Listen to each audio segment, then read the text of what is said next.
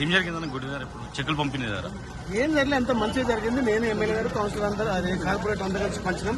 కాకపోతే వాళ్ళు కూర్చుని వాళ్ళకి సీట్ లేదని చెప్పి కొంత సీట్ వేసే క్రమంలో కొంచెం తక్కువ అవడంతో మహిళలు మాకు సీట్లు కావాలన్నారు అంతే తప్ప అక్కడ గొడవేం లేదు. పోయిన సంవత్సరం మంచిదాం, ఈ సంవత్సరం మంచిగా తెలంగాణ ప్రభుత్వం ప్రతి గుడికి ఆర్థికంగా సాయం చేయాలి, గుళ్ళను బలోపేతం చేయాలి. ఈ బోనాల పండుగ అనేది తెలంగాణ సాంప్రదాయబద్ధంగా జరిగే బోనాలు కాబట్టి అంగరంగ వైభవంగా జరగాలి.